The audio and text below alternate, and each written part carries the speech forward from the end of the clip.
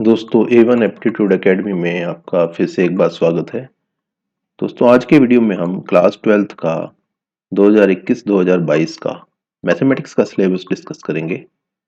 जैसा कि आपको पता है कि सीबीएसई ने इस बार जो एग्ज़ाम लेना है आपका वो दो टर्म्स में लेना है, टर्म 1 एंड टर्म 2। तो टर्म 1 जो है वो आपका ऑब्जेक्टिव टाइप का रहेगा और जो टर्म 2 है वो हमारा सब्जेक्टिव टाइप का या डिस्क्रिप्टिव टाइप का रहेगा, जैसे नॉर्मली हमारा शीट पर रहता है। तो टर्म 1 में तो आपको एमसीक्यूज में सिर्फ आपको बबल्स फिल करने हैं और टर्म 2 में आपको पूरा लिखना है। तो आपकी प्रिपरेशन भी उसी के अकॉर्डिंग होनी चाहिए। तो कुछ एक बुक्स मार्केट में अवेलेबल हैं, तो मैंने एक लिस्ट बना दी है आपके लिए बुक्स की।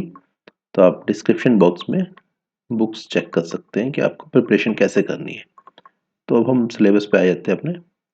तो आपको जैसा पता है कि टोटल आपका जो रहता है इसमें 80 मार्क्स का रहता है, ये 20 मार्क्स आपके इंटरनल रहते हैं, ठीक है।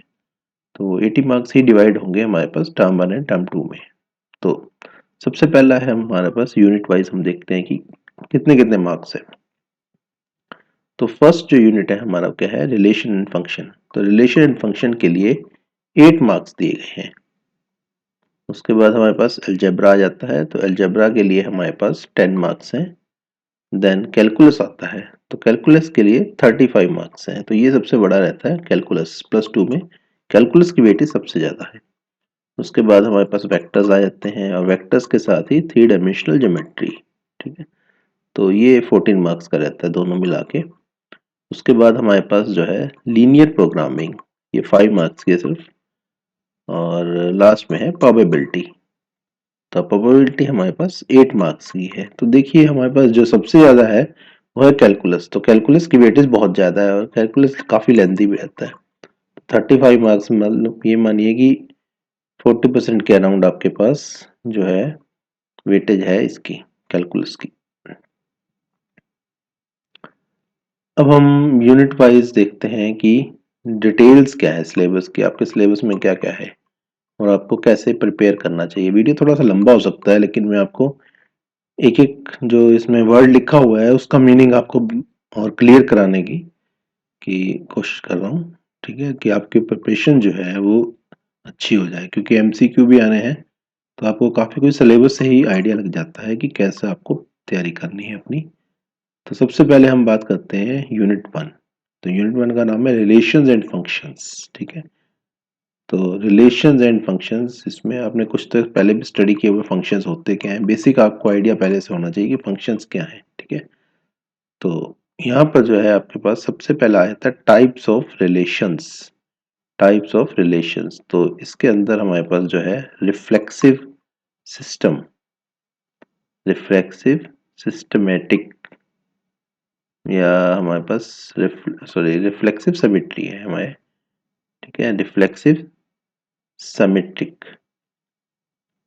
देन ट्रांजिटिव, दूसरा आ गया ट्रांजिटिव। और तीसरा जो है हमारे पास इक्विलेंस, ठीक है, इक्विलेंस रिलेशन। तो ये सब हमने स्टडी करना है इसमें। देन 1 to 1, ठीक है, एक का एक के साथ। देन 1 to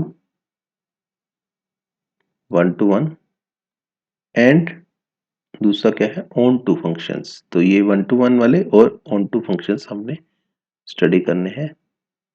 देन हमारे पास आया था कंपोजिट फंक्शंस। पहले हमने 1 to 1 कर लिया, ठीक है। उसके बाद कंपोजिट, कंपोजिट मतलब मिला जुला, composite functions. Then inverse of a function, ठीक है। इनवर्स क्या था, उल्टा होता है, ठीक है। फंक्शन का इनवर्स है, फंक्शन होता है तो उसका एक इनवर्स भी निकाल सकते हैं हम, ठीक है। उसके बोलते हैं, जैसे एफ ऑफ एक्स होता है फंक्शन का मीनिंग एफ ऑफ एक्स, तो हमारे पास इनवर्स ऑफ फंक्शन भी अवेलेबल रहता है। तो ये हमारे पास सब चल रहा है यूनिट 1 में, और ये चैप्टर 1 था रिलेशंस एंड फंक्शंस का। अब हम बात करते हैं चैप्टर नंबर 2। तो चैप्टर नंबर 2 में इनवर्स ट्रिग्नोमेट्रिक फंक्शंस, ठीक है। तो ऊपर हमें, यहाँ पर हमने छोड़ दिया था इनवर्स फंक्शन पे, तो यहाँ पर क्या, इनवर्स ट्रिग्नोमेट्रिक फंक्शंस, जैसे टेन इनवर्स, हमारे पास कोस इनवर्स, साइन इनवर्स, हर एक जो हमारा ट्रिग्नोमेट्रिक रेशियो है उसका इनवर्स भी निकलते हैं। तो यहाँ पर हमारे पास आ जाता है, सबसे पहला क्या है, डेफिनेशन क्या है, ठीक है, डेफिनेशन, देन रेंज क्या है उसकी, देन डोमेन क्या है। तो ये आप फंक्शन जब भी आप पढ़ते हैं तो सबसे पहले आप ये फंक्शन की रेंज, फंक्शन का डोमेन, ये सब पढ़ के आते हैं। Then principal, principal value, principal value branch, then हमारे पास आ जाता है ग्राफ्स, ठीक है, इनके हमने ग्राफ्स भी ड्रॉ करने हैं, जो इनवर्स ट्रिग्नोमेट्रिक फंक्शंस हैं इनके ग्राफ, इनका बिहेवियर स्टडी करने के लिए इनके ग्राफ हमें ड्रॉ करने पड़ेंगे। Then elementary properties, elementary properties of inverse trigonometric functions, ठीक है, तो इनकी प्रॉपर्टीज क्या रहती है, इनका बिहेवियर कैसा रहेगा। तो पहले हमने ग्राफ ड्रॉ कर लिया, उसके बाद हमने इनकी प्रॉपर्टीज को डिस्कस कर लिया। तो ये हमारा जो चैप्टर था ये कंट्रीब्यूट था, मतलब ये हमारा डेडिकेटेड था किसके लिए, इनवर्स ट्रिग्नोमेट्रिक फंक्शंस को। तो ये यहाँ पर आपका यूनिट नंबर 1 कंप्लीट हो जाता है रिलेशन एंड फंक्शन का। तो अब हम यूनिट नंबर 2 पर आ जाते हैं। तो यूनिट नंबर 2 अलजेब्रा से रिलेटेड है, जैसे आपको पता है। तो अलजेब्रा में चैप्टर नंबर 1 मैट्रिसेस है। तो मैट्रिसेस का आपको थोड़ा सा आइडिया हो तो मैट्रिसेस का यूज़ क्या है, अगर मान लीजिए आपने कुछ इक्वेशंस वगैरह सॉल्व करनी है, वहाँ पर यूज़ हो जाता है, ठीक है। तो बहुत सारे मैट्रिसेस के ऊपर ऑपरेशंस भी करते हैं हम, जैसे एक मैट्रिक्स को दूसरे मैट्रिक्स में जोड़ना है, मल्टीप्लाई करना है, ठीक है, एडजॉइंट और हमारा इनवर्स भी निकालना है, वो सब चीज़ें हैं, ठीक है। तो ये बेसिकली दो चीज़ें रहती है, एक मैट्रिक्स रहते हैं, एक हमारे डिटर्मिनेंट्स रहते हैं। तो सबसे पहले हम देखते हैं मैट्रिक्स क्या। अब कॉन्सेप्ट क्या है मैट्रिक्स का, सबसे पहले हमें कॉन्सेप्ट पता होना चाहिए, ठीक है। देन नोटेशंस पता होने चाहिए, ठीक है। जब भी हम किसी चीज़ को स्टडी कर रहे हैं तो अगर नोटेशंस उसकी हैं तो आपको सबसे पहले पता करनी पड़ेगी, कॉन्सेप्ट के बाद notations. Then order of a matrix क्या है, ठीक है, order of a matrix. Then equality, equality क्या होती है। Then types of matrices, matrices कितने तरह के हैं। Then zero and identity matrix, ठीक है, जीरो एंड आइडेंटिटी मैट्रिक्स क्या होते हैं, ठीक है, कितनी तरह के, वो तो हमने स्टडी कर लिया, लेकिन उसमें स्पेसिफिक आपको जीरो और आइडेंटिटी मैट्रिक्स क्या होते हैं ये पता होना चाहिए। Then transpose of a matrix क्या होता है, ठीक है, ट्रांसपोज ऑफ ए मैट्रिक्स क्या होता है। तो जैसे हमारी जो रोज है, रोज को हम कॉलम्स में और कॉलम्स को रोज में अगर हम कन्वर्ट कर लेते हैं, ठीक है। Then symmetric and skewed symmetric matrices, ये भी फिर टाइप्स में आ गया, ठीक है। अब कुछ कुछ बीच में टाइप्स भी आते रहेंगे, जैसे जीरो वाला, आइडेंटिटी वाला, ठीक है। देन सिमेट्रिक, सिमेट्रिक है या नहीं है, ठीक है, या स्क्यूड है matrix. Then operation on matrices, matrices के ऊपर आप कौन कौन से ऑपरेशंस परफॉर्म कर सकते हैं, जैसे एग्जांपल भी दिए हैं इसमें साथ में, एडिशन कर सकते हैं आप, ठीक है, दो मैट्रिसेस को आपस में ऐड कर सकते हैं, ठीक है, कुछ एक कंडीशंस होती हैं उसकी, तो आप ऐड कर सकते हैं, जैसे नंबर ऑफ रोज और नंबर ऑफ कॉलम सेम होने चाहिए, इस टाइप का कंडीशंस है, तो आप ऐड भी कर सकते हैं दो मैट्रिक्स को। देन मल्टीप्लाई कर सकते हैं आप एक मैट्रिक्स को दूसरे मैट्रिक्स के साथ। Then multiplication with the scalar, ठीक है, आप एक बाहर स्केलर होता है तो स्केलर से भी आप मैट्रिक्स को अंदर मल्टीप्लाई कर सकते हैं, जैसे मान लीजिए 2 एक स्केलर है, 2 या कोई भी नंबर है, नंबर से आप मल्टीप्लाई कर दीजिए तो स्केलर क्वांटिटी से आप मल्टीप्लाई कर रहे हैं। देन हमारे पास आता है सिंपल प्रॉपर्टीज ऑफ एडिशन, जब आपने ऑपरेशन तो कर दिया एडिशन का, लेकिन एडिशन के दौरान क्या क्या प्रॉपर्टीज रहेंगी, देन मल्टीप्लिकेशन के दौरान क्या क्या प्रॉपर्टीज रहेंगी, ठीक है, उसके बाद क्या है, स्केलर मल्टीप्लिकेशन के दौरान क्या क्या प्रॉपर्टीज रहेंगी, ठीक है। तो इन तीनों ऑपरेशंस की प्रॉपर्टीज को भी स्टडी करना है। देन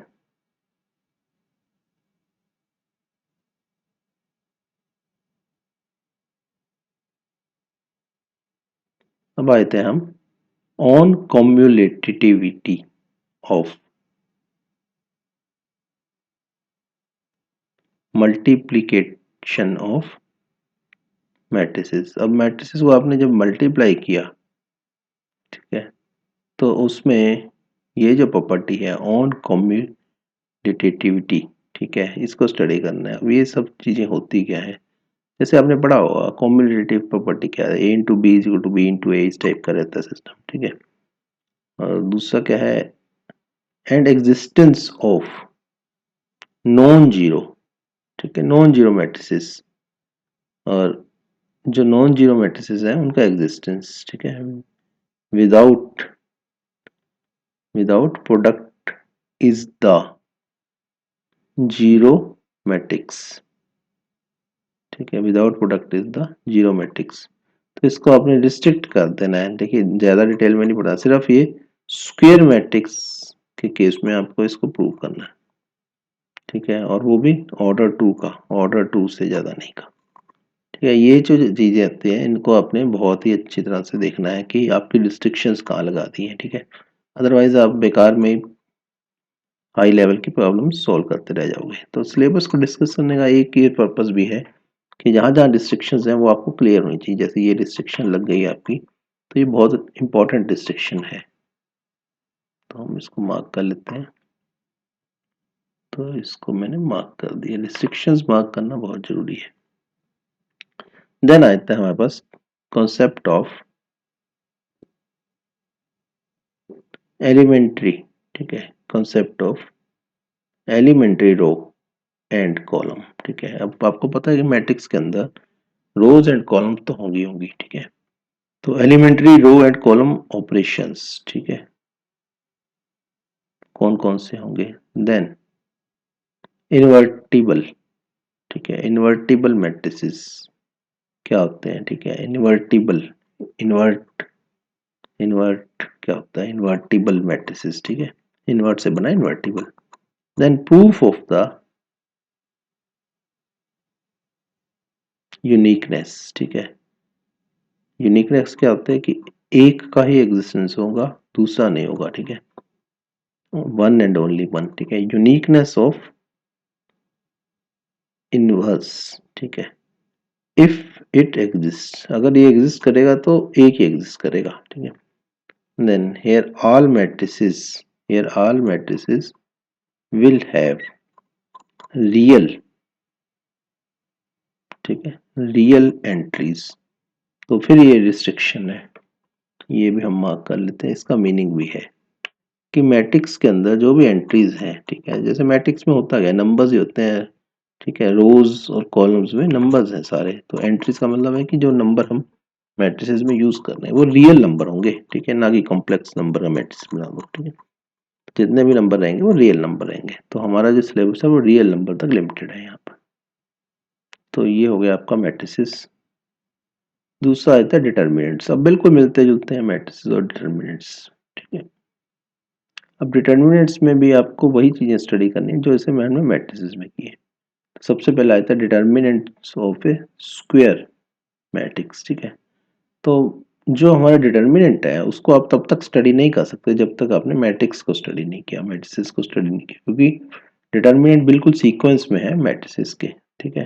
डिटर्मिनेंट बनता ही मैट्रिक्स से, तो पहला टॉपिक यही है, determinant of A square matrix, ठीक है। अब इसमें आपको ये पता होना चाहिए कि स्क्वायर मैट्रिक्स क्या होता है, ठीक है। अब यहाँ पर देखिए फिर रिस्ट्रिक्शंस आ गई है, अप टू 3 into 3 मैट्रिसेस, मतलब 3 रो 3 कॉलम वाला। 3 into 3 का मतलब होता है 3 रो और 3 कॉलम, ठीक है। इसमें इससे ज्यादा वाले नहीं, 4 into 4 नहीं करना आपने, सिर्फ 3 into 3 वाला करना है। मतलब 2 into 2 तो हो सकता है, ठीक है, 1 into 1 तो कोई मीनिंग ही लेस है, तो 2 into 2 हो सकता है, लेकिन 4 into 4 या इससे बड़े वाले नहीं होंगे। देन प्रॉपर्टीज ऑफ, ठीक है, प्रॉपर्टीज ऑफ डिटर्मिनेंट्स। जैसे हमने मैट्रिसेस की प्रॉपर्टी की थी वैसे ही डिटर्मिनेंट्स की प्रॉपर्टीज कर लेंगे हम यहाँ पर। देन माइनस, ठीक है, ये माइनस अलग से एक टर्म है, माइनस क्या होते हैं इसके, ठीक है, प्रॉपर्टीज में। देन कोफैक्टर्स क्या होते हैं, ठीक है, मैं इसके डिटर्मिनेंट्स के cofactors. Then applications of determinants, determinants को यूज कहाँ पर करेंगे, ठीक है, in finding the area of a triangle, ठीक है। एरिया ऑफ ट्राइंगल हम फाइंड आउट कर सकते हैं with the help of determinants, ठीक है। ये एप्लीकेशन पार्ट स्टार्ट हो गया यहाँ पर। देन एडजॉइंट, ठीक है। एडजॉइंट क्या होता है? डिटर्मिनेंट का and inverse. Adjoint and inverse of A square matrix, ठीक है। ये तो हम पीछे पढ़ के आए हैं, ठीक है। देन कंसिस्टेंसी, ठीक है। ये प्रॉपर्टीज टाइप की आ गई इसकी, कंसिस्टेंसी, ठीक है। देन इनकंसिस्टेंसी, ठीक है। ये इसका उल्टा हो गया, कंसिस्टेंसी का उल्टा inconsistency. Then number of solutions, ठीक है। Number of solutions of system of linear equations. देखिए ये भी एप्लीकेशन पार्ट है। जो हमारा ये डिटरमिनेंट्स का बहुत बड़ा रोल जो है वो लीनियर इक्वेशंस को सॉल्व करने में होता है, ठीक है। आप लीनियर इक्वेशंस को बहुत इजी वे में डिटरमिनेंट्स की हेल्प से सॉल्व कर सकते हैं, ठीक है। तो यहाँ पर जो सॉल्यूशन निकलेगा उसकी कंसिस्टेंसी और इनकंसिस्टेंसी की कंडीशंस के बारे में बात की जा रही है, ठीक है। और दूसरा क्या है? नंबर ऑफ सॉल्यूशंस, मतलब वो सॉल्यूशन कंसिस्टेंट हो गए या नहीं होंगे, पहली बात। दूसरी बात कि वो कितने सॉल्यूशंस निकलेंगे, ठीक है। देन बाय एग्जांपल्स, मतलब इसमें आपको क्वेश्चंस दिए होंगे करने के लिए। बाय एग्जांपल का मतलब है कि क्वेश्चंस आपको सॉल्व करने हैं, इक्वेशंस को सॉल्व करना है with the help of determinants. Then solving system of linear equations, दोबारा वही बात है, इन 2 और 3 वेरिएबल्स। देखिए यहाँ पर 1 का नहीं है, 2 और 3 वाले आएंगे, जैसे x, y और z तीन होंगे, ठीक है। तो 3 वेरिएबल वाले इक्वेशंस को आपको सॉल्व करना with the help of determinants. अब यहाँ देखिए हैविंग यूनिक सॉल्यूशंस, ठीक है। हमें ये भी लिमिटेड वो है, रिस्ट्रिक्शन है कि आपको जो क्वेश्चन मिलेंगे यूनिक सॉल्यूशन वाले मिलेंगे। ये नहीं है कि एक से ज़्यादा सॉल्यूशंस हो, ठीक है। जिसमें ये बहुत अच्छी चीज़ है, ठीक है। आपके काफ़ी जो क्वेश्चंस कट जाते हैं इसमें, तो इजी वाले क्वेश्चन आएंगे जिसमें एक ही सॉल्यूशन होगा। अब यूजिंग क्या लिखा है? Using inverse of a matrix, ठीक है। तो इनवर्स ऑफ ए मैट्रिक्स की हेल्प से आपको इनको सॉल्व करना है। तो ये हमारा डिटर्मिनेंट्स आते हैं। तो इसमें हमने मेन चीज़ ये देखी है कि डिटर्मिनेंट्स को अगर आपने करना है काम डिटर्मिनेंट्स में, तो पहले आपको मैट्रिक्स आपको पूरा का पूरा आइडिया होना चाहिए, क्योंकि सीक्वेंस में पहले मैट्रिक्स पढ़ो फिर डिटर्मिनेंट्स पढ़ो। उसके बाद आता है यूनिट नंबर 3। तो यूनिट नंबर 3 हमारा कैलकुलस है। तो कैलकुलस, जैसा कि हमने पहले भी देखा था कि कैलकुलस हमारा सबसे बड़ा चैप्टर था, ठीक है। तो कैलकुलस में क्या रहेगा, ठीक है। तो सबसे पहला आता है कॉन्टिन्यूटी, ठीक है। कैलकुलस की स्टार्ट है कॉन्टिन्यूटी और डिफरेंशिएबिलिटी, ठीक है। डिफरेंशिएबिलिटी, ठीक है। कॉन्टिन्यूटी मतलब कॉन्टिन्यूस नेचर, कुछ भी बीच में से डिसकंटिन्यू होना नहीं होना चाहिए। जैसे एक लाइन है तो एक लाइन क्या है? कंटिन्यू लाइन है, ठीक है। अब डिफरेंशिएबिलिटी, ठीक है। कोई फंक्शन ऐसा है जिसका हम डिफरेंशियल निकाल सकें, ठीक है। ये नहीं है कि उसका डिफरेंशियल हम निकाल ही ना सकें, तो उसको बोलते हैं डिफरेंशिएबिलिटी, ठीक है। Ability, ability to be to do differentiation ऐसे कह सकते हैं हम, ठीक है। अब सबसे पहले बात है कॉन्टिन्यूटी, ठीक है। तो कॉन्टिन्यूटी आपको पता ही है, कॉन्टिन्यूटी मतलब लगातार, ठीक है, कंटिन्यू, ठीक है, बीच में ब्रेक ना हो। उसके बाद क्या है? डिफरेंशिएबिलिटी। तो स्टडी हम करेंगे पहले कॉन्टिन्यूटी, इनका मतलब क्या है, डेफिनेशंस क्या है इनकी, ठीक है। उसी से हमारा डेरिवेटिव आता है। डेरिवेटिव ऑफ, डेरिवेटिव किसका होता है? Derivative of a composite functions, sorry composite functions. तो यहाँ पर कंपोजिट फंक्शन का डेरिवेटिव हम निकालना है। तो ऊपर हम पहले फंक्शंस में पढ़ के आए हैं कंपोजिट फंक्शन होते कौन से हैं, ठीक है। जब तक आप कंपोजिट फंक्शन का आइडिया नहीं लेके चलेंगे तो यहाँ पर आप डेरिवेटिव नहीं निकाल सकते। उसके बाद आता है चेन, चेन रूल। एक रूल होता है इसमें, उसको बोलते हैं chain rule. Then derivative of inverse, ठीक है। Derivative of inverse trigonometric functions. तो ट्रिग्नोमेट्री में हमने पढ़ लिया जैसे इनवर्स ट्रिग्नोमेट्रिक फंक्शन, ठीक है। तो उनका डेरिवेटिव, ठीक है, उसके फार्मूले वगैरह। Then derivative of implicit functions, ठीक है। तो ये सारे फंक्शन के टाइप है। Then concept of exponential. अब एक्सपोनेंशियल कौन से होते हैं? जैसे ई की पावर एक्स, इस टाइप का, ठीक है, एक्सपोनेंशियल। एंड लोगरिथमिक फंक्शंस, ठीक है। log x का आपने निकालना हो जैसे, ठीक है, log x का क्या होता है? 1/x, ठीक है। log x मतलब है नेचुरल log x, ठीक है, ln x बोलते हैं हम इसको, या log बेस ई एक्स बोल देते हैं, ठीक है। तो इनके डेरिवेटिव आपको निकालने हैं। उसके बाद आता है डेरिवेटिव्स ऑफ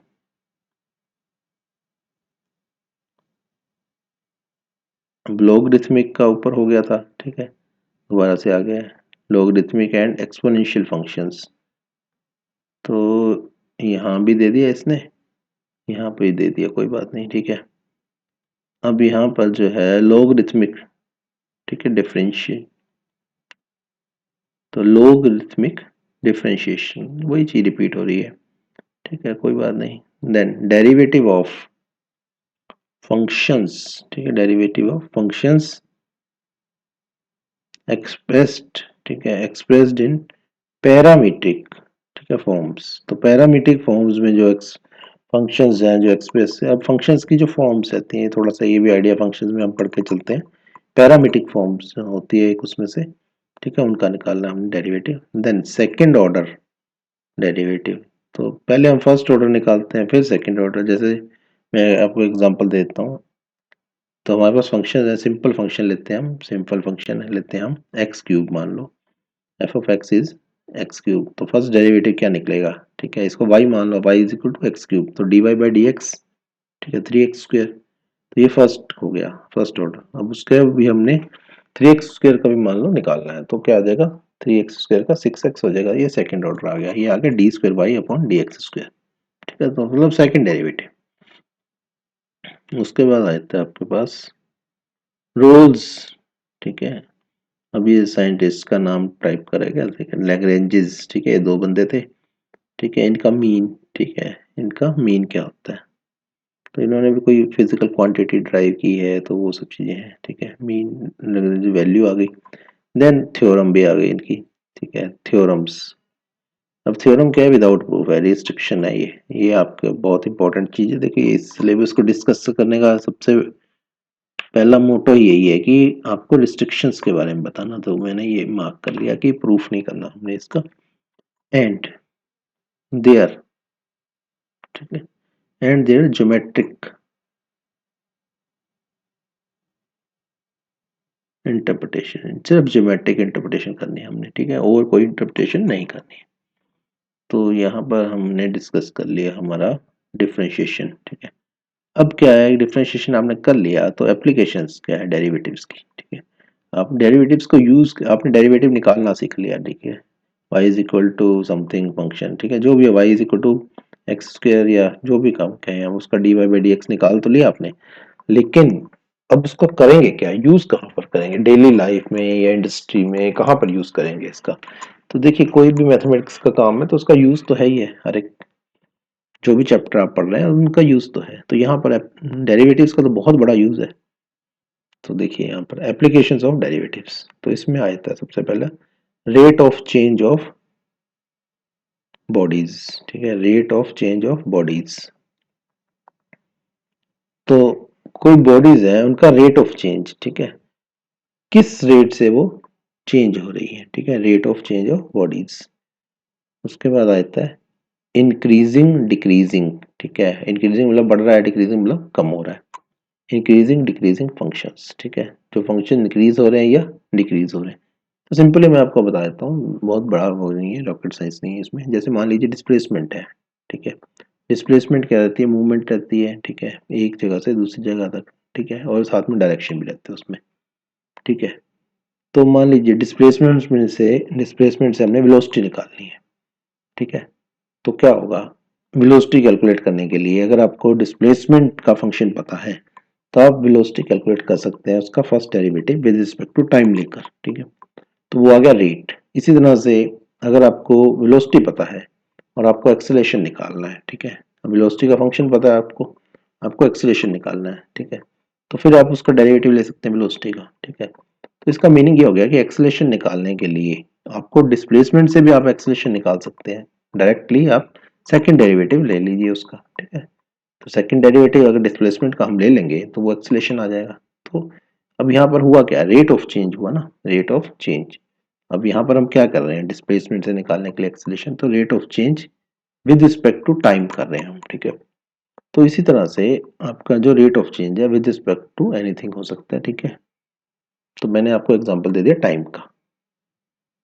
तो यहाँ पर आ गया आपका टेंजेंट्स, ठीक है। Tangents and normals. अभी टेंजेंट एंड नॉर्मल क्या होते हैं, ये आपको सर्कल में पढ़े गए थे, ठीक है। सर्कल्स में टेंजेंट होता है, टेंजेंट और नॉर्मल दोनों पढ़ा था, ठीक है। तो वहां पर यूज क्या है इसका डेरिवेटिव का, टेंजेंट और नॉर्मल्स में। देन आता है use of derivatives in approximation, ठीक है। अप्रोक्सीमेशन में देखिए मैथमेटिक्स में एक ये भी सिस्टम रहता है सोल्व करने का, अप्रोक्सीमेशन मेथड बोलते हैं हम इसको, ठीक है। जब हम एग्जैक्टली नहीं सोल्व करते तो अप्रोक्सीमेशन मेथड से सोल्व कर लेते हैं। उसके बाद आता है मैक्सिमा एंड मिनिमा, ठीक है। Maxima and minima, first derivative, ठीक है। तो मैक्सिमा होता है मैक्सिमम वैल्यू, मिनिमा होते हैं मिनिमम वैल्यू, ठीक है। तो हम ये कहाँ से डिटरमाइन करते हैं, ये आपको फर्स्ट डेरिवेटिव और सेकंड डेरिवेटिव दोनों लेने पड़ते हैं मैक्सिमम और मिनिमा फाइंड आउट करने के लिए, ठीक है। तो जैसे फर्स्ट डेरिवेटिव लिया उसको जीरो पुट कर दिया और सेकंड डेरिवेटिव को चेक करेंगे। अगर सेकंड डेरिवेटिव की वैल्यू नेगेटिव आएगी तो मैक्सिमम पॉइंट मिल जाएगा हमें, ठीक है। पॉइंट कैसे मिलेगा, फर्स्ट डेरिवेटिव को जीरो पुट करने से। और चेकिंग का तरीका क्या है, वो है आपका सेकंड डेरिवेटिव क्या होना चाहिए, नेगेटिव होना चाहिए मैक्सिमा के लिए। अगर सेकंड डेरिवेटिव पॉजिटिव आता है तो मिनिमा पॉइंट मिल जाता है हमारा फर्स्ट डेरिवेटिव को जीरो का पुट करने से, ठीक है। फर्स्ट डेरिवेटिव की जो भी आपका इक्वेशन बने उसको जीरो पुट कर दो, तो जीरो पुट करने से वेरिएबल की जो वैल्यू आएगी वो मैक्सिमा या मिनिमा पॉइंट होगा। उसके बाद आता है फर्स्ट डेरिवेटिव टेस्ट, ठीक है। मैंने आपको बताई है फर्स्ट डेरिवेटिव टेस्ट। देन अब ये मोटिवेटेड का तो ठीक है। उसके बाद आता है ज्योमेट्रिकली करना है आपको, ठीक है। मोटिवेटेड या ज्योमेट्रिकली, ठीक है। ज्योमेट्रिकली आपको पता होना चाहिए। Then second order derivative test, ठीक है। ये भी मैंने आपको बता दिया। तो ये जो लिखा हुआ मैं ऑलरेडी आपको बता चुका हूँ, ठीक है। एज प्रूवेबल, ठीक है, टूल। तो फर्स्ट डेरिवेटिव को पुट करो, सेकंड डेरिवेटिव से चेक करो, ये है सिंपली इसकी कहानी, कुछ नहीं है इसमें। देन सिंपल प्रॉब्लम्स, ये सबसे इंपॉर्टेंट है, ठीक है। प्रॉब्लम्स आपको सोल्व करनी है, आपको तो वहां पर प्रॉब्लम्स ही मिलेंगी, ठीक है। अब यहाँ पर रिस्ट्रिक्शंस देखिए, दैट इलस्ट्रेट, कौन कौन सी प्रॉब्लम हमने सॉल्व करनी है। Basic, that illustrate basic principles, ठीक है। बेसिक प्रिंसिपल स्टार्ट करें।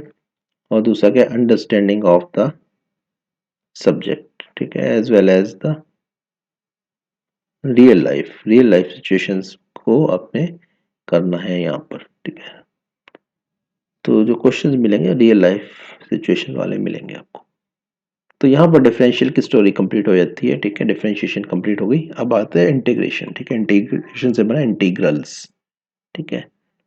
तो जो परफॉर्म कर रहे हैं वो हम इंटीग्रेशन परफॉर्म कर रहे हैं, तो वैसे इंटीग्रल बोल देते हैं, ठीक है। ये आपने बड़ा सा एस देखा होगा, ठीक है। एस को अगर ऊपर और नीचे से खींच दो तो इंटीग्रल का सिंबल होता है। अब डिफरेंशिएशन का सिंबल तो क्या होता है, डी बाई डी एक्स, ठीक है। बीच में डी, जैसे कोई भी फंक्शन है, ठीक है, उसका हमने डिफरेंशिएशन निकालना है।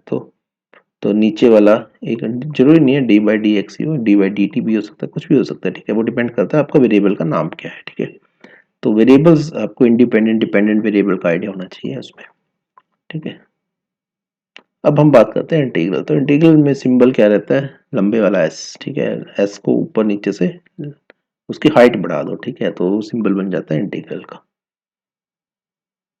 अब यहाँ पर इंटीग्रेशन, सबसे पहले आता है इंटीग्रेशन एज, ठीक है, इनवर्स प्रोसेस ऑफ डिफरेंशिएशन। तो डिफरेंशिएशन का उल्टा इंटीग्रेशन, ठीक है। तो आपको ये, जब भी आपने इंटीग्रेशन पढ़ना है सबसे पहले आप डिफरेंशिएशन पढ़ोगे तभी आप इंटीग्रेशन को समझ पाओगे, ठीक है। उसका उल्टा है, जैसे हमारा मैट्रिक्स और डिटरमिनेंट था वैसे ही यहाँ पर, मतलब उल्टा तो नहीं था वहां पर, लेकिन उसमें सीक्वेंस में पढ़ना था हमने, उसी तरह से मैं बता रहा हूँ यहाँ भी आपको सीक्वेंस में ही पढ़ना पड़ेगा। डिफरेंशिएशन पढ़ो फिर इंटीग्रेशन पढ़ो, बहुत ईजी हो जाएगा।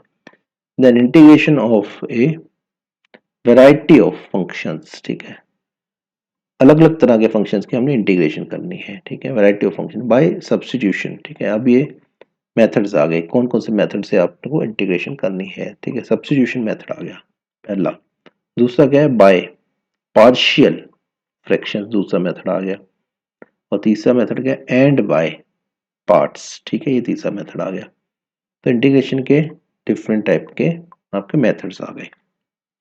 उसके बाद आता है evaluation of simple integrals of the following types, ठीक है, एंड प्रॉब्लम्स। तो यहाँ पर जो आपको करना है, इंटीग्रल्स कौन से करने हैं देखिए, तो उसमें टाइप्स ही दे दिया, डायरेक्टली आपको लिख के दे दिया, कि ताकि कोई कंफ्यूजन ना रहे। और क्वेश्चन भी इन पे बेस्ड ही करने हैं, जैसे डी एक्स, ठीक है, डी एक्स नीचे क्या लगा दिया, x square plus A square. देखिए यहाँ पर जब भी आप इंटीग्रेशन करते हैं, ठीक है, तो इंटीग्रेशन में dx तो रहेगा ही रहेगा, ठीक है। अब यहाँ पर x क्या रहता है, x मतलब इंडिपेंडेंट वेरिएबल है, y हमारा डिपेंडेंट वेरिएबल है, ठीक है। तो इंटीग्रल निकालना है तो dx तो पहले लगेगा ही लगेगा, ठीक है। और जो हमारा फंक्शन रहेगा वो क्या है, दूसरा dx को छोड़ के जो भी है वो फंक्शन है, जैसे 1/x² प्लस ए स्क्वायर है यहाँ पर, ठीक है। तो इसको आप ऐसे भी समझ सकते हैं कि हमने डेरिवेटिव ऑलरेडी निकाल रखा है ये, ठीक है। किसी चीज का डेरिवेटिव क्या है, 1/x² प्लस ए स्क्वायर है, ठीक है। और हमने फंक्शंस को निकालना है, इंटीग्रल में उल्टा ही करते हैं हम डेरिवेटिव से, ठीक है। ओरिजिनल फंक्शन को निकालना है, हम y क्या है ये निकालना है मान लो, ठीक है। dy/dx दिया होता है हमें, तो dy/dx का dx इधर आ जाता है, ठीक है। तो पहला तो हमारे फंक्शन जो है 1/x² प्लस ए स्क्वायर, ठीक है। तो यहाँ पर x तो वेरिएबल है, a हमारा कॉन्स्टेंट है। दूसरा आ जाता है जो dx डिवाइड बाय, ठीक है, under root of x² plus A square. अब डिफरेंस क्या है पहले और दूसरे में, पहले में अंडर रूट नहीं था, दूसरे में अंडर रूट आ गया, ठीक है। तीसरा देखिए dx अपॉन ए स्क्वायर माइनस एक्स स्क्वायर, ठीक है, ये अंडर रूट, ठीक है। तो यहाँ पर भी जस्ट थोड़ा सा उसने प्लस का माइनस कर दिया, इधर का इधर कर दिया, ठीक है, अंडर रूट वैसे का वैसा है। उसके बाद आता है dx upon a x square plus B x plus c, simple quadratic equation जो है उसका, ठीक है। उसके बाद आता है dx अपॉन अंडर रूट, ठीक है, जो क्वाड्रेटिक इक्वेशन थी पहले उसका अपना निकाला, अब उसके अंडर रूट का भी निकाल लेंगे। देन उसके बाद आ जाता है हमारे पास ऊपर, देखिए ऊपर आ गया हमारे पास पी एक्स प्लस क्यू, ऊपर आ गया पी एक्स प्लस क्यू, और नीचे क्या है a x square plus B x plus c, ठीक है। तो यहाँ पर अब क्या है, नीचे तो क्वाड्रेटिक है, ठीक है, ऊपर एक लीनियर है, तो ऊपर लीनियर नीचे क्वाड्रेटिक, उनकी जो रेशियो है उसका dx लगाई हुआ है, इसको इस तरह से समझना है। अब अगले में देखते हैं, तो हम यहाँ पर पहुंच गए। यहाँ पर क्या है, ऊपर हमारे पास लीनियर है पी एक्स प्लस क्यू, और नीचे under root of quadratic equation है, ठीक है। इसको इस तरह से समझिए, ऊपर लीनियर नीचे अंडर रूट ऑफ क्वाड्रेटिक। अब देखिए कॉम्प्लेक्स होता जाएगा सिस्टम सारा। उसके बाद आता है हमारे पास ए स्क्वायर प्लस एक्स स्क्वायर का, ठीक है। ए थोड़ा सा इजी, मैंने जैसे कॉम्प्लेक्स बोला इन्होंने इजी कर दिया, ठीक है। तो under root of A square plus X square, इसका करना है, ठीक है। लेकिन दिखने में ये इजी हो रहा है, लेकिन करने में ये मुश्किल ही चल जाएगा, जैसे जैसे आप आगे बढ़ेंगे वो थोड़ा टफ होता जाएगा। Then under root of x square minus A square, ठीक है, dx। तो इस टाइप का, और लास्ट में हम आए थे यहाँ पर क्या है, under root of A x square plus B x plus C dx, ठीक है, ये है हमारे पास। और क्वाड्रेटिक है, तो उसके बाद ये आ गया पी एक्स, ठीक है, पी एक्स प्लस क्यू, ठीक है। इसको मल्टीप्लाई कर रहे हैं हम किसके साथ, अंडर रूट ऑफ क्वाड्रेटिक के साथ। तो इस तरह से करना है आपको। अब हम आते हैं, ये तो आ गया हमारे किस किस तरह के आपको इंटीग्रेशन में क्वेश्चन करने हैं, किस टाइप के आपको मिलेंगे, ठीक है। अब सिर्फ इस टाइप के क्वेश्चन है, सिर्फ वैल्यूज चेंज हो जाएंगी। जैसे मान लीजिए ए है, ए की जगह 2 डाल दिया मैंने, ठीक है, तो क्या हो गया, x square plus A square था, तो एक्स स्क्वायर प्लस 4 बन गया, ठीक है। इक्वेशन पूरा क्वेश्चन ही बन गया, ठीक है। इंटीग्रेट, ठीक है, सिर्फ सिर्फ ये लिखा हुआ इंटीग्रेट, और ये डाल दिया होगा ए की जगह आपका 2 डाल दिया मान लो, ठीक है, तो क्वेश्चन बन गया। तो आपको क्वेश्चन को सोल्व करना है।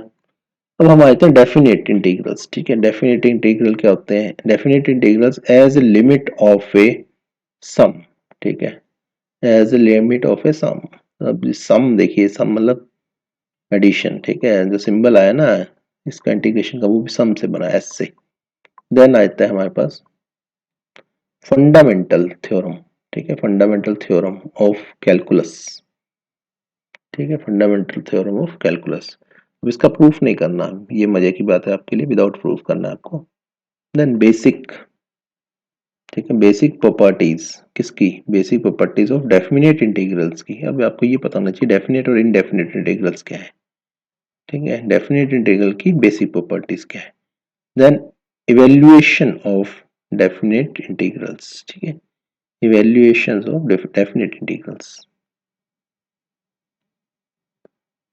अब आ जाता है हमारे पास एप्लीकेशन ऑफ द इंटीग्रल्स। तो जैसे हमने डिफरेंशियल्स की एप्लीकेशन की थी, ठीक है, डिफरेंशिएशन, उसी तरह इंटीग्रल की भी, इंटीग्रल को कहाँ पर यूज करेंगे, ठीक है। तो एप्लीकेशंस ऑफ इंटीग्रल्स, ठीक है, इन फाइंडिंग द एरिया, ठीक है, एरिया अंडर द कर्व, ये सबसे बड़ा एप्लीकेशन रहता है, एरिया अंडर द कर्व, ठीक है, एरिया अंडर सिंपल कर्व्स, ठीक है। तो अब एरिया अंडर द कर्व, जैसे मान लो पैराबोला टाइप का दिया होगा आपको, उसका आपको एरिया अंडर द कर्व निकालना होगा, ठीक है। उसके बाद आ गया स्पेशली लाइंस, ठीक है। अब यहाँ पर इसने दे ही दिया, मेरे बोलने से पहले इसने दे दिया कि जैसे एक लाइन के अंदर कितना एरिया रहेगा, ठीक है, देन सर्कल में कितना एरिया रहेगा, देन पैराबोला में कितना एरिया रहेगा, दे दिया पैराबोला, ठीक है।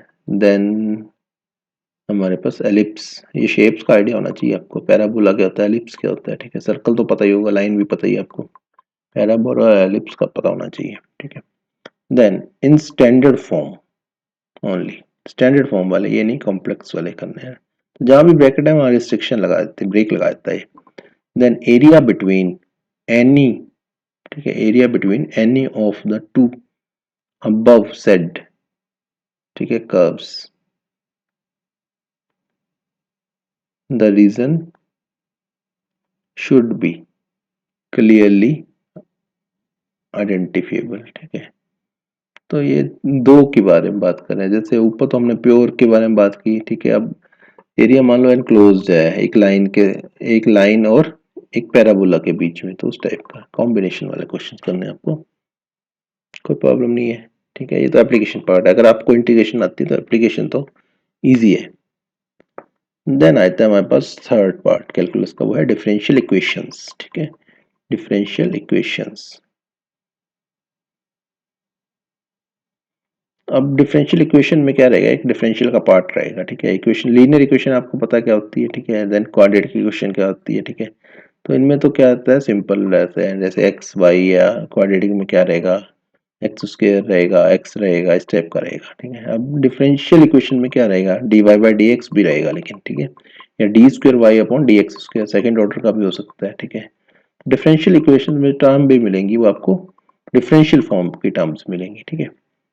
तो यहाँ पर क्या है, सबसे पहले डेफिनेशन क्या है, ठीक है, डेफिनेशन, देन ऑर्डर क्या है, ठीक है, अभी मैंने बात की ना ऑर्डर की, तो D Y by D X होगा, या D square Y upon D X square type का रहेगा, ठीक है। तो ऑर्डर क्या होगा डिफरेंशियल इक्वेशन का, ठीक है, जैसे इक्वेशन का ऑर्डर होता है वैसे ही डिफरेंशियल इक्वेशन का भी ऑर्डर होता है। देन डिग्री क्या होगी इसकी, ठीक है। देन जनरल एंड पर्टिकुलर, ठीक है, general and particular solutions of A differential equation, ठीक है, ये बहुत इंपॉर्टेंट चीज है, यहाँ से स्टार्ट हो जाता है काम, ठीक है। जनरल इक्वेशन और general solution and particular solution, ठीक है, दो तरह के सॉल्यूशन है। देन फॉर्मूलेशन, फॉर्मूलेशन नहीं है ये, फॉर्मेशन है, ठीक है, फॉर्मूलेशन अलग है, फॉर्मेशन अलग है। तो क्या बना रहे हैं, फॉर्मेशन ऑफ डिफरेंशियल इक्वेशन, ठीक है, हुज, ऐसी इक्वेशन बनानी है आपको जिसका whose general solution is given, ठीक है। अब ये सॉल्यूशन से इक्वेशन बनाने वाला काम है। Then solution of differential equation by, ठीक है, मेथड ऑफ, अब मेथड भी दे दिया आपको, सॉल्यूशन निकालना है लेकिन इस मेथड से निकालना है, method of separation of variables, ये भी इंपॉर्टेंट चीज होती है, ठीक है।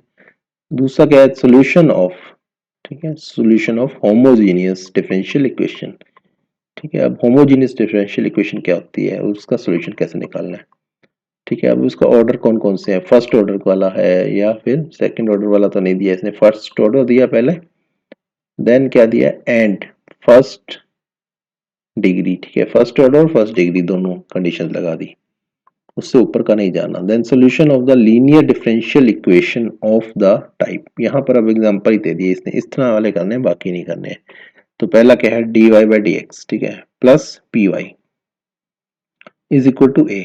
अब देखिए d Y by D x क्या है, ये ऑलरेडी क्या है, differentiation of y with respect to x है, और प्लस पी वाई, ठीक है, p तो कोई कांस्टेंट है, y हमारा वेरिएबल हो गया, ठीक है, y हमारा क्या होता है, डिपेंडेंट वेरिएबल होता है, x हमारा इंडिपेंडेंट वेरिएबल होता है, is equal to q, q हमारा कोई कांस्टेंट है। अब यहाँ पे लिखा है p and q are, sorry functions of x and x और कांस्टेंट, ठीक है, दोनों हो सकते हैं, कोई बात नहीं।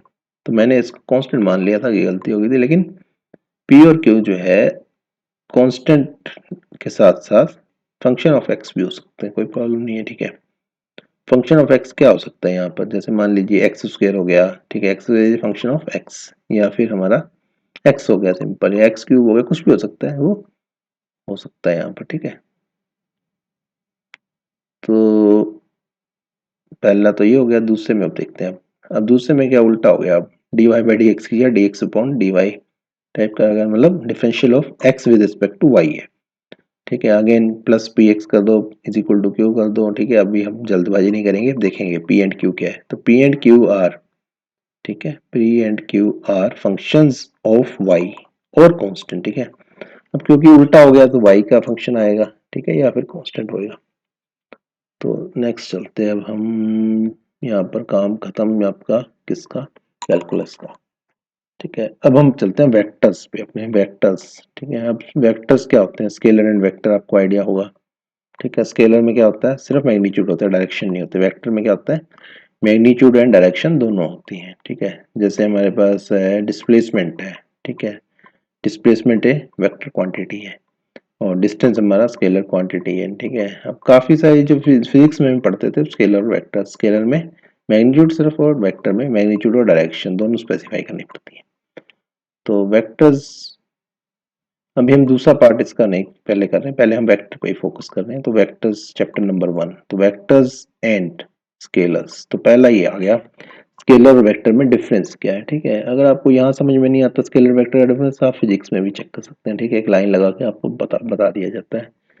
अब मैग्नीट्यूड एंड डायरेक्शन, ठीक है, मैंने आपको बता ही दिया, वेक्टर में दोनों होंगे, स्केलर में सिर्फ मैग्नीट्यूड होगा of a vector. Then direction, ठीक है।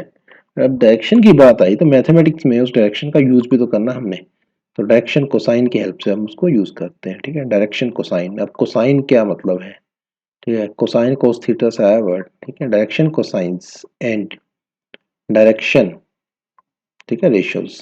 अब दो टर्म्स हैं, डायरेक्शन कोसाइन और डायरेक्शन रेशियो, किसकी, ऑफ ए वेक्टर, ठीक है। क्या होती हैं, फॉर्मूले क्या होते हैं इनके, ये सब आपको करना पड़ेगा, तभी आप इनको कैलकुलेट कर पाएंगे, कोसाइन को, और हमारे पास दूसरा क्या है, डायरेक्शन रेशियो को। उसके बाद आया था टाइप्स ऑफ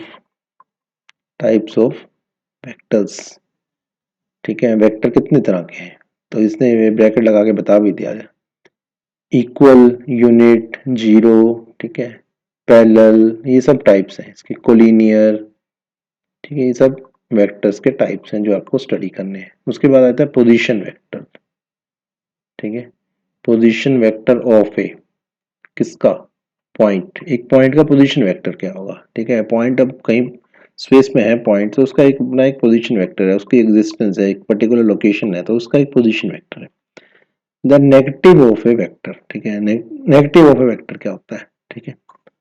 जैसे हम इनवर्स निकालते थे वहां पर अपना, इनवर्स ऑफ ए फंक्शन, ठीक है, या इनवर्स ऑफ मैट्रिक्स और डिटरमिनेंट्स वगैरह, तो यहाँ पर क्या है, नेगेटिव ऑफ ए वेक्टर, ठीक है।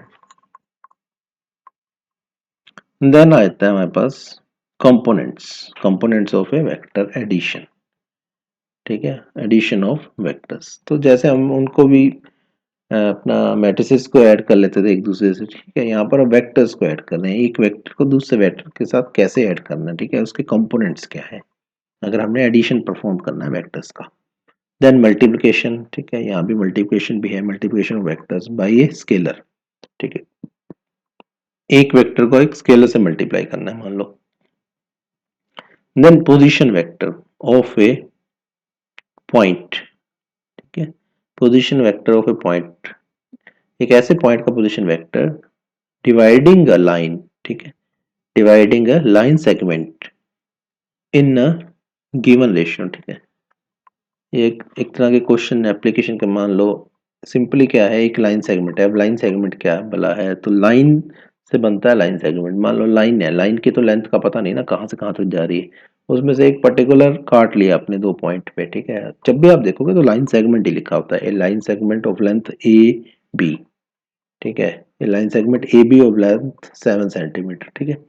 तो लाइन सेगमेंट की एक पर्टिकुलर लेंथ होती है, मेनली ये बात है।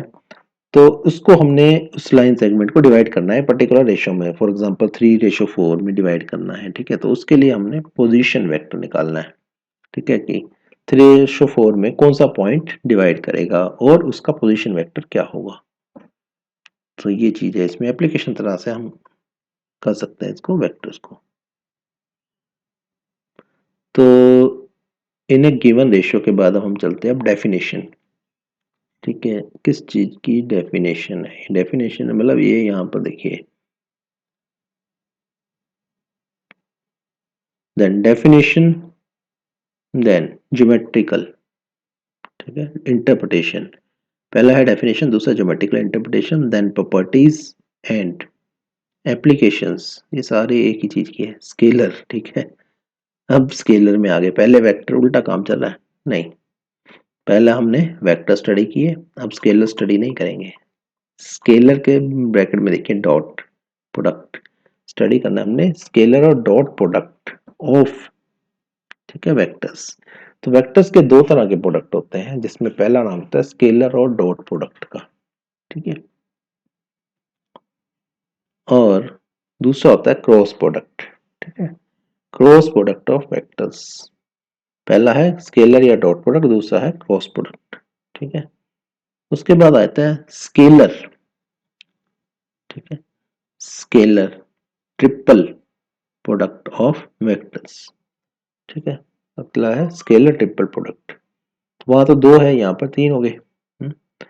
तो ये हमारा आ गया, वेक्टर्स की कहानी कंप्लीट हो गई यहाँ पर। अब हम बात कर लेते हैं नेक्स्ट, नेक्स्ट है थ्री डायमेंशनल ज्योमेट्री। तो सबसे पहले ये देखना है कि थ्री डायमेंशनल है तो टू डायमेंशनल पहले पता होना चाहिए आपको, ठीक है। तो टू डायमेंशनल क्या होता है, एक प्लेन होता है, थ्री डायमेंशनल क्या होता है, सॉलिड होता है, ठीक है। ये स्पेस बोल सकते हैं आप, स्पेस जो होती है वो थ्री डायमेंशनल है, ठीक है। आप मूव कर सकते हैं एक्स वाई जेड तीनों डायरेक्शन में। प्लेन में आप दो ही डायरेक्शन में मूव कर सकते हैं, एक्स और वाई में, ठीक है। तो आपकी जो शीट रहती है या आपकी स्क्रीन रहती है, इसकी हमारी प्लेन है। और जो हमारा रूम है या इस टाइप की जो चीज़ें हैं, सॉलिड्स जितने भी हैं, जो वो क्या स्पेस वाले जो चीज़ें हैं वो क्या थ्री डायमेंशनल रहती है। तो यहाँ पर जो बात हो रही है थ्री डायमेंशनल की बात हो रही है, ठीक है, एक्स वाई और जेड की। तो सबसे पहले हम देखते हैं डायरेक्शन, ठीक है, डायरेक्शन कोसाइंस। तो वहां भी ऊपर भी किया हमने direction cosines and direction ratios, किस चीज की, ऑफ ए, ठीक है, of A line joining two points, ठीक है। अगर एक लाइन दो जो पॉइंट्स को ज्वाइन कर रही है, ठीक है, तो उसके डायरेक्शन कोसाइन और डायरेक्शन रेशियोज क्या होंगी, ठीक है। अभी हम टू डायमेंशनल में ही है, लाइन जो है, लाइन जो है वो हमारी टू डायमेंशनल में रह जाती है, ठीक है। वैसे तो थ्री में भी जा सकती है लाइन, ऐसा नहीं है, जरूरी नहीं है कि टू डायमेंशन में ही रहे, ठीक है। थ्री में भी जा सकती है, प्लेन की जगह हमारी स्पेस में चली जाए लाइन। तो उसके बाद क्या आती है, कार्टेशियन इक्वेशन, ठीक है, कार्टेशियन इक्वेशन। तो कार्टेशियन प्लेन था जैसे एक्स वाई जिसमें होता था, तो यहाँ पर कार्टेशियन इक्वेशन है and vector equation of A line, ठीक है। कार्टेशियन इक्वेशन और वाइट वेक्टर इक्वेशन क्या होगी लाइन की। देन आता है हमारे पास कोप्लेनर, ठीक है, अब मैंने पहले बात की ना, एंड स्क्यूड लाइंस, ठीक है। कोप्लेनर, कोप्लेनर मतलब जो एक ही प्लेन में हो, जो लाइन हो, ठीक है। और दूसरा क्या है, स्क्यू लाइंस। तो इसके बारे में हमने करना है, इसके इसके क्या होंगे कार्टेशियन और दूसरा क्या है वेक्टर, ठीक है, इक्वेशन क्या होगी इनकी। देन आता है हमारे पास shortest distance between two lines, ठीक है, दो लाइंस के बीच का कम से कम का डिस्टेंस, ठीक है, ये कैलकुलेट करना है हमने इससे। देन कार्टेशियन एंड वेक्टर, ठीक है, दोबारा से आ गया Cartesian and vector equation of, अब किसकी, प्लेन की, पहले आ गई थी लाइन की, अब है प्लेन की, ठीक है।